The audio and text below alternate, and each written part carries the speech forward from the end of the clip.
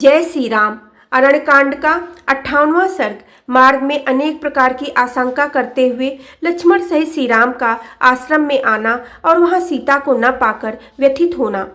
लक्ष्मण को दीन संतोष शून्य तथा सीता को साथ लिए बिना आया देख धर्मात्मा दशरथ नंदन श्री राम ने पूछा, लक्ष्मण, जो दंड कारण की ओर प्रस्थित होने पर अयोध्या से मेरे पीछे पीछे चली आई तथा जिसे तुम अकेली छोड़कर यहाँ आ गए, वे विदेह राजकुमारी सीता इस समय कहाँ है? मैं राज्य से भ्रष्ट और दीन होकर दंड कारण में चक्कर लगा रहा हूँ।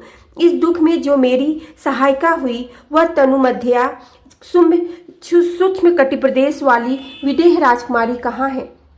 वीर, जिसके बिना मैं 2 घड़ी भी जीवित नहीं रह सकता तथा जो मेरे प्राणों की सहचरी है, वह देव कन्या के समान सुंदरी सीता इस समय कहाँ है?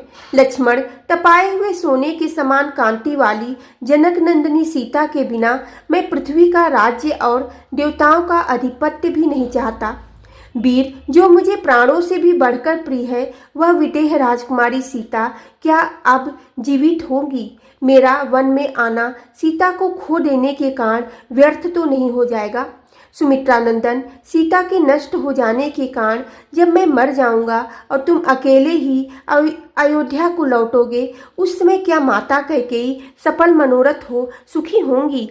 जिसका इकलौता पुत्र मैं मर जाऊंगा, वह तपस्विनी माता कौशल्या क्या पुत्र और राज्य से संपन्न तथा कृतकृत हुई कैकेयी की सेवा में विनीत भाव से उपस्थित होंगी? लक्ष्मण, यदि विदेह नंदिनी सीता जीवित होंगी तभी मैं फिर आश्रम में पैर रखूंगा। यदि समाचार परायणा मैथिली मर गई होगी तो मैं भी प्राणों का परित्याग कर दूंगा। लक्ष्मण, यदि आश्रम में जाने पर विदेह राजकुमारी सीता हंसते हुए मुख से सामने आकर मुझसे बात नहीं करेगी तो मैं जीवित नहीं रहूंगा।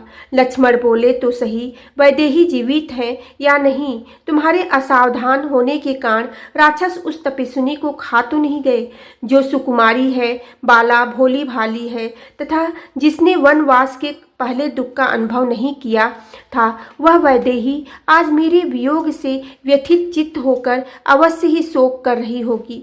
उस कुटिल एवं दुरात्मा राक्षस ने उच्च स्वर से हा लक्ष्मण ऐसा पुकार कर तुम्हारे मन में भी सर्वथा भय उत्पन्न कर दिया।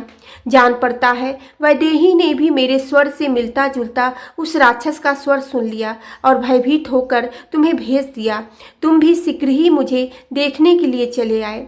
जो भी हो, तुमने वन में सीता को अकेली छोड़कर सर्वथा दुखद कार्य कर डाला। क्रूर कर्म करने वाले राक्षसों को बदला लेने का अवसर दे दिया। मांस भक्षी निशाचर मेरे हाथों खर के मारे जाने से बहुत दुखी थे। उन घोर राक्षसों ने सीता को मार डाला होगा, इसमें संशय नहीं है। शत्रुनाशक, मैं सर्वथा संकट के समुद्र में डूब गया हूँ। ऐसे दुख का अवश्य ही अनुभव करना पड़ेगा, ऐसी शंका हो रही है। अतः अब मैं क्या करूँ? इस प्रकार सुंदरी सीता के विषय में चिंता करते हुए लक्ष्मण सहित श्री रघुनाथ जी तुरंत जनस्थान में आए। अपने दुखी अनुज लक्ष्मण को कोसते हुए भूख प्यास एवं परिश्रम से लंबी सांस खींचते हुए सूखे मुख वाले श्री रामचंद्र जी आश्रम के निकटवर्ती स्थान पर आकर उसे सूना देख विषाद में डूब गए। वीर श्री राम ने आश्रम में प्रवेश करके उसे भी सुना देख कुछ ऐसे स्थलों में अनुसंधान किया जो सीता के विहार स्थान थे। उन्हें भी सुना पाकर उस क्रीड़ा भूमि में यही वह स्थान है जहाँ मैंने अमुक प्रकार की क्रीड़ा की थी, ऐसा स्मरण करके उनके शरीर में रोमांच हो आया और वे व्यथा से पीड़ित हो गए।